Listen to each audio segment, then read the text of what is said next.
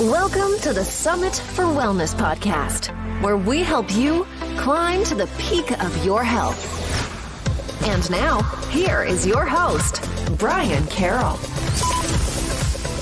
We are almost at the point where people start thinking about their health goals for the new year, and one of the most common goals is to lose weight. While weight loss has many different factors that can help or inhibit the weight to come off, one of the major components is the amount of macronutrients that you eat.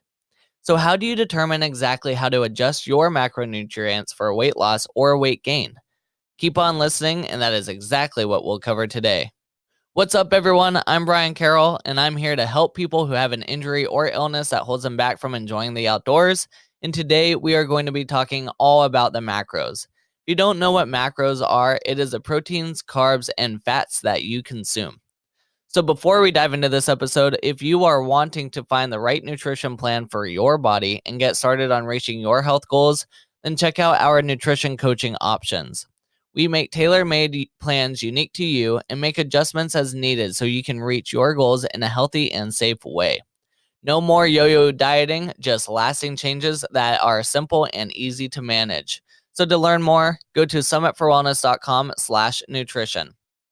Now, let's go talk with Allison Jackson all about the macros. Allison Jackson is the founder of Allison Jackson Fitness. She loves sharing her knowledge and expertise to help corporate moms get lean eating foods they love so they can be at their best.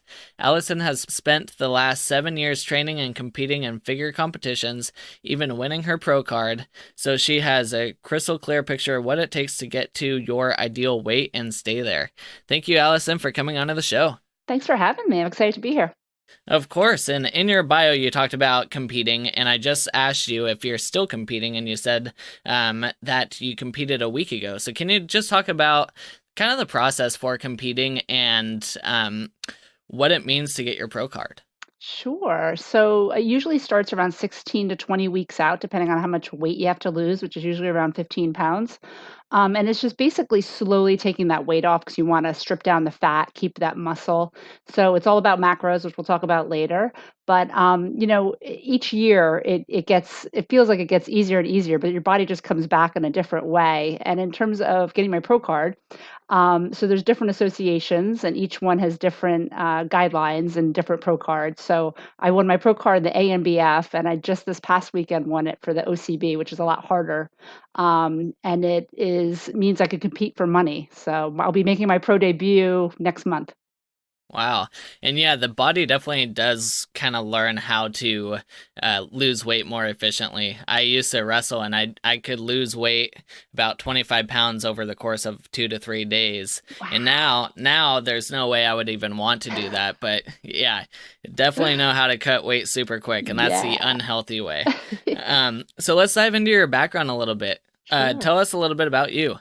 Sure. So I am married. I have 2 teenagers. I actually work full time in corporate communications, but my side hustle is coaching and doing fitness competitions. So I actually help others, reach their body goals when I can. And what got you so interested in the fitness side of it? So it's funny. I used to read my dad's muscle and fitness magazines back when I was in high school and used his weight bench in the basement. I just loved how people could transform their bodies using weight training. So it was always a bucket list item to compete. So I finally started 7 years ago. I thought it was a one and done, and I just keep doing it year after year. And since you do a lot of stuff with figure competitions, what have you found to be more important? Is it the exercise portion or is it the nutrition portion?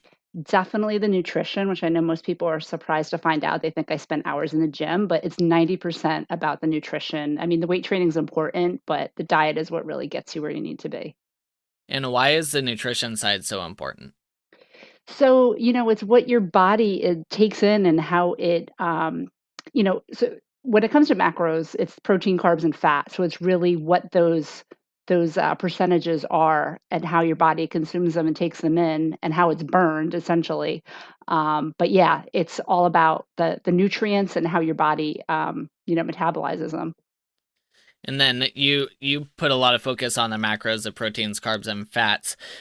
Why is it so important to focus on the macros instead of just eating for how you feel? So it's interesting with competing in figure competitions and macros, it's all about building muscle, retaining muscle, and losing fat. So, back when I was trying to lose weight when I was pregnant, I used Weight Watchers, and it was a point system where you just ate whatever you wanted. So I could eat cake all day, still be within my points, but my body wasn't, changing the way I wanted it to. With macros and like I call it a bodybuilding diet, where it's 40% protein, 40% carbs, and 20% fat, you're really retaining that muscle, building muscle, and minimizing the fat intake. So I just think it's for me it's been kind of like the mystery solved. And you said 40% carbs, 40% protein, and 20% fat. Is that kind of the perfect ratio, or is that the perfect ratio for you? It's generally when it comes to bodybuilding and retaining muscle, building muscle, losing fat, that is kind of the ideal ratio. And it's funny because if you look at like the zone diet and some of those other diets, they follow a similar breakdown. And when it comes to protein, is there at a point where you can be consuming too much protein, like it could be too much for your kidneys? Definitely. So, generally speaking, I try to, and what I coach my clients to do is consume about 1 gram per pound of body weight. So, for example, I'm taking my off season body weight is 140 pounds. So, I generally will consume 140 grams of protein. And that is, throughout my prep, off season, et cetera. Do you change how much protein you take depending on um, where you're at with your competition, like how much mass you're trying to put on, and whether it's your gain phase or your lean phase? Do you change the protein amount? Mildly, like, I might grow up by 10 or 20 grams in the off season when I'm in building mode, so I'll be taking in more calories, so obviously my grams of protein, carbs, everything will be a little bit higher, but then when I'm cutting, that drops not as significantly as the other areas. Protein base generally stays the same, but a little bit higher in the off season. Do you also focus on the quality of the food that you're eating as well, or are you just focused on the macros? So it's interesting when I'm in competition prep and I'm trying to lose those last few pounds, and I'm like, I'm following my macros to the T. What is the problem? I do find if you take in, we call it, the bro diet, unprocessed, the chicken, the broccoli, the sweet potato, the brown rice, like that unprocessed food, it's amazing that you could help you kind of kickstart the fat loss when you eliminate the protein powders and some of the more processed protein.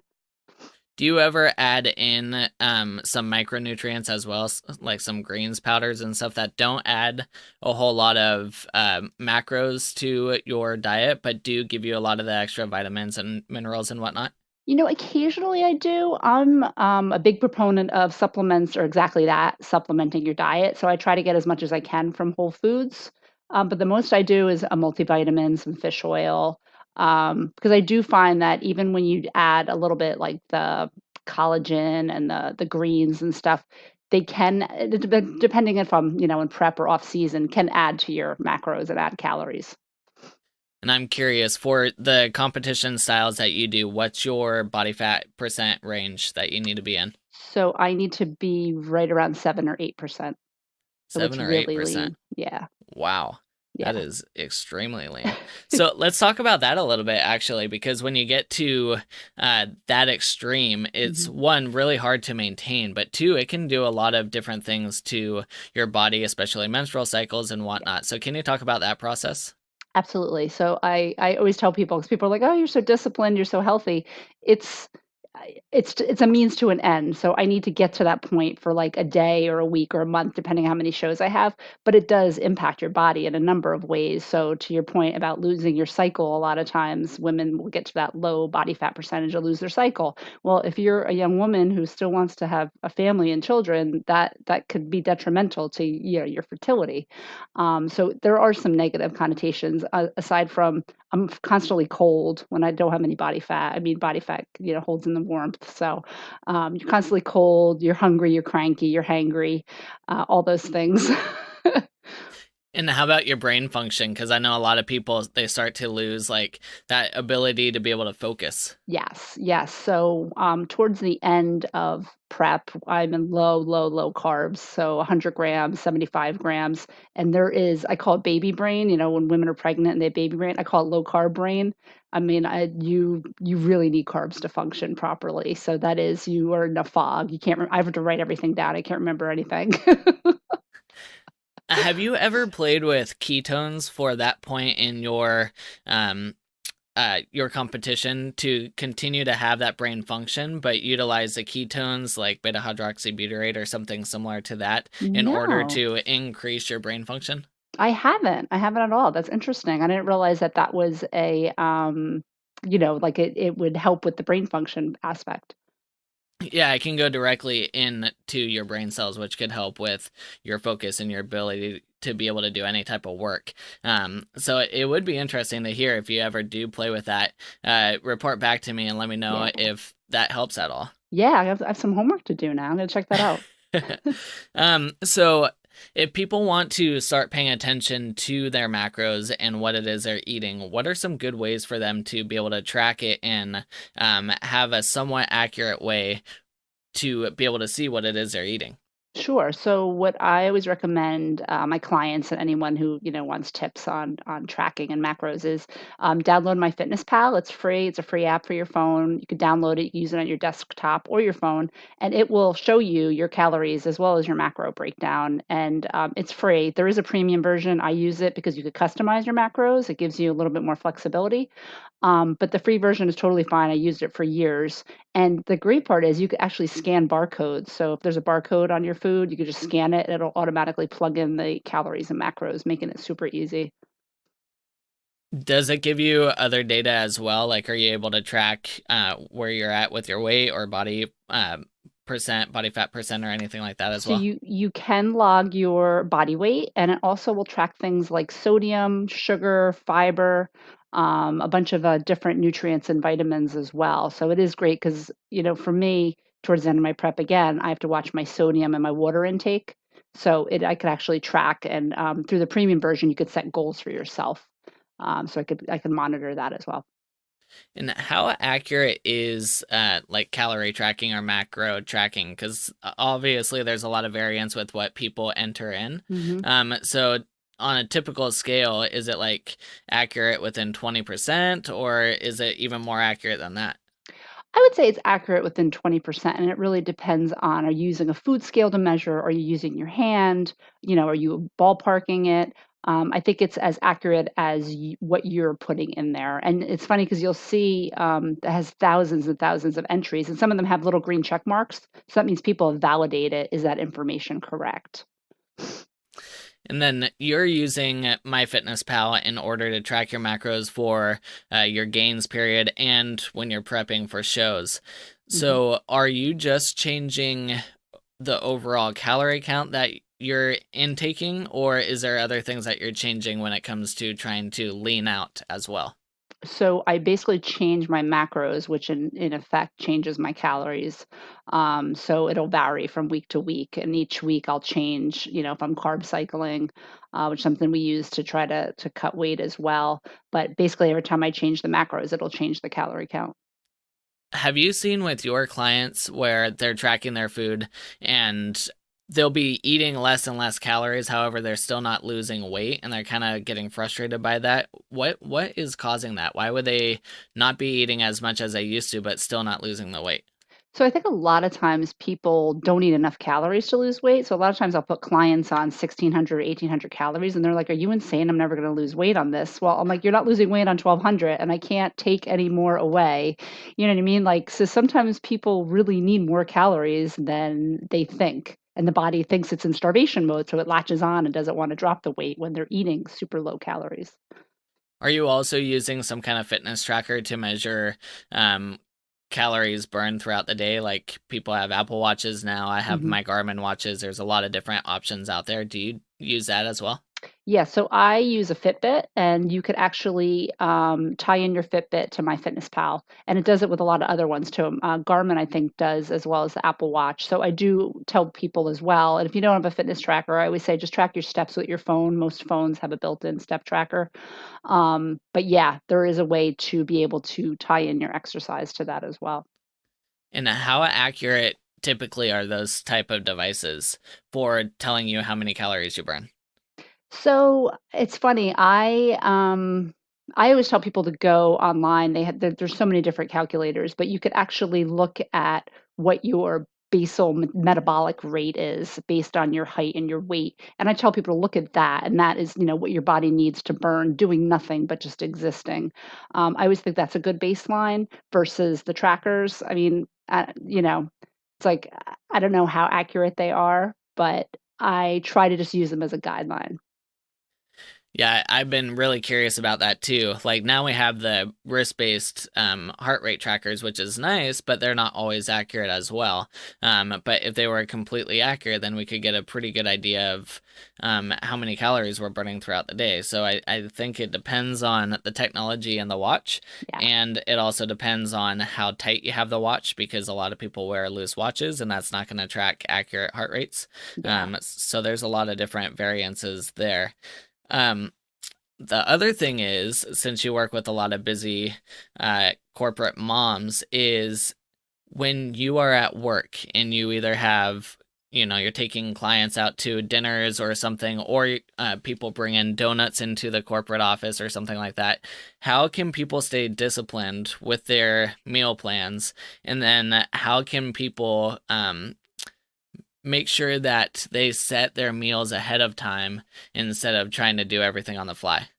So I always say either plan to fail or fail to plan. So I'm a huge proponent of meal prepping. Sunday nights, that's what I do. I meal prep and it takes an hour to 90 minutes. I'll prep for the whole week. So my lunches and my dinners and snacks. And that's what I always tell people, make sure you have something handy that you can eat because you never know when you're either going to be stuck somewhere or you're going to be confronted with a dozen donuts at work. And you want to make sure that you have healthy options because I think a lot of times that's what happens to people is they get railed on, all of a sudden it's like, oh, I'm starving, I have nothing at hand, and you just eat, whatever's in front of you. So I totally think meal prepping and planning ahead and having stuff, even if it's a protein bar in your purse or in your car or your office, makes a huge difference. And when you're prepping your meals ahead of time, are you making the same meals for the entire week or are you changing it up? So I generally eat the same breakfast and lunch because it's just me. So I eat the same thing every day because it's simple. But I do have a family to feed, so I will make something different for dinner every night. And theirs is just a little bit different than mine. So whereas I might have riced cauliflower, they'll have regular rice. But I do make something different every night, and I try to make it so that it's easy to just have a dinner prepped and cooked. So for example, like sheet pan chicken fajitas. I'll have the sheet pan with the chicken, the onions, the peppers ready to just throw in the oven when I get home. So I try to make meals, a different meal for dinner every night. Oh, that's actually a really good point. So do you put stuff, like make the meal and then put it in a dish that you can freeze and then pull out when you're ready to use it and then throw it in the oven or something to cook? Or what are some other strategies that you have that are similar to the sheet meal? So I do the sheet meals. I do crock pot. So I'll put it in the crock pot and then throw it in the morning. It's ready when I get home. We do in the summer a lot of grilled meals, in the winter a lot of crock pot meals. But I do try to just prep it and have it either in the fridge or, to your point, in the freezer. And then just pull it out and pop it in the oven. And I try to have like make it within 30 minutes from oven to table. And then for macros after or around exercise, do you have specific timing for when to consume certain meals or certain types of macros?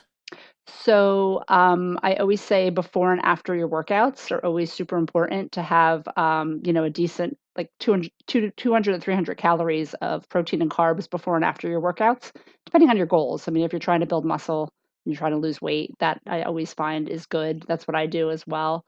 But other than that, it's, a lot of people are intermittent fasting these days. It's whatever is going to suit your needs as long as you're within your calories and your macros for the day. So if you like to eat one giant meal, that's fine. If you like to eat 6 meals throughout the day, that's fine too. But at the end of the day, it's the number of goals and macros for the day. Yeah, one meal to get all your macros. That sounds like you're packing in a lot of food. Yes. What are some of your most effective workouts that you like to do, especially on your when you're getting leaned out? So, a lot of weight training. And I shouldn't say a lot, like 45 minutes of weight training. I try to do minimal amount of cardio. I just use it for fat loss. So in my off season, I only do maybe 20 minutes 3 times a week of cardio, but 30 to 40 minutes of weight training 6 days a week. But for a person that's just trying to get into shape, I think a full body circuit, a mix of weight training and cardio 3 times a week is totally more than enough to, meet your goals of like weight loss. And when you're doing cardio, are you doing steady state cardio or intervals, or what are you doing there? So it's a mix. I'll either do 30 minutes of steady state or 20 minutes of high intensity intervals. So depending on how much time I have, what I'm in the mood to do. And for the people that are worried about putting on a ton of muscle, what do you have to say to them? I love that because it makes me laugh because here I am killing myself trying to gain muscle and I'm lucky to gain like 2 pounds a year. You could lift super heavy, you could lift every day, you will not get huge. I guarantee it, you will not get huge. I'm lucky to gain 2 pounds a year of muscle. And that's with someone being extremely strict and on point with what it is they're doing. So, Exactly. well, are there any other things about the macros that you want to make sure we touch on before we start wrapping up? I would just say give it a try and try to eat a nice combination of protein, carbs, and fats at every meal. It's just about having a balanced diet. Try MyFitnessPal and test it out and see. I think people will be very surprised that they don't eat enough protein and too many carbs. Can you give a couple of quick examples of what a dinner plate might look like so that people kind of have an idea of what a 40-40-20 ratio of macros would look like? Sure. So one of my favorite lunches is tomato basil rice cakes, 2 rice cakes with like 4 ounces of turkey, and then half of an avocado. That's like my favorite lunch. I know it's probably like crazy. Another thing that my family loves to eat is we'll do a shrimp stir fry. So brown or white rice, some broccoli, some shrimp. That's another great healthy meal. And then the sheet pan fajitas are another one. You could do that over riced cauliflower. You could use a corn tortilla, and then put, fat-free sour cream, some avocado. I mean, there's so many options to eat healthy but still make it tasty. Awesome. Well, my final question to you is, do you have a morning routine? And if so, what is it? All right, my morning routine might scare people. So I get up at 4:20 and I am at the gym. And I work out for like 45 minutes and then I come home and I actually I meditate, which has been a game changer in terms of reducing my stress levels and just being able to focus better. So highly recommend if anybody has never tried it to just try it. There's an app called Insight Timer. It's free and you could do it timed, you could do a guided meditation, but huge game changer. Awesome. Well, people can find you at AllisonJacksonFitness.com. You also have a couple free resources. One is a 5-day meal plan. The other one is a free workout plan. You're also found on Instagram, Facebook, Pinterest, and LinkedIn. And we'll have all the show notes for that, or all the links in the show notes for that. Thank you, Allison, so much for coming on. We appreciate you coming on to talk all about the macros. And I hope people give this a try and test it out and see if it works for them.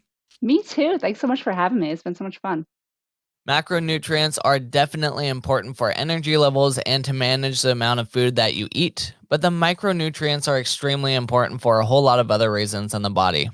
A lot of health issues are corrected by working with the micronutrients or imbalances in the body, which is why it is important to eat high quality foods. Like, for example, an egg from a free-range chicken can have 12 times more choline than from an egg from a chicken raised in a cage. So quality can make a huge difference in the nutrients that you receive. As always, all the links and show notes to this episode can be found at summitforwellness.com/92. And have you had the opportunity to go onto Apple Podcasts to leave us a quick rating and review? Those reviews help to get this show in front of even more people, which means you leaving a review can help someone get started on their health journey who is looking for a good podcast for support. Go to summitforwellness.com/Apple to leave a quick review. Now, next week, I have Dr. Robert Silverman on the show to talk about how the gut influences how your brain functions. We definitely go deep into that episode, so let's learn a little bit more about Dr. Silverman. I am here with Dr. Rob Silverman. Hey, Dr. Rob, what is one unique thing about you that most people don't know? Most people don't know that I actually play college basketball. Oh, wow. How tall are you? Slightly over 6 feet. So they moved me from shooting guard to point guard. Nice. And where'd you play for? I played at Pace University, a small school in Westchester County where I live. And what will we be learning about in our interview together? We'll be learning all about the gut-to-brain axis and how it's the critical system communicator of the body, and everybody's going to want to take better care of that axis after this podcast. And what are your favorite foods or nutrients that you think everyone should get more of in their diet? My favorite food, people are going to laugh, is avocado, because I'm a fat-based person who loves yummy fruit, and avocado is a fatty fruit that I love. And what are your top 3 health tips for anyone who wants to improve their overall wellness? Top 3 health tips, which I will be giving an acronym later. I'll reiterate it. Number 1, GPS. Take GPS of life. No gluten, no processed food, no sugar. Take care of your DNA. No dairy, no nicotine, no artificial sweeteners. Get moving. Let's move. We're supposed to have 15,000 steps a day. And the third one is find something that you love, because then you'll never have to go to work and just do it all day long. That episode is jam-packed with information, and we definitely go deep into that topic.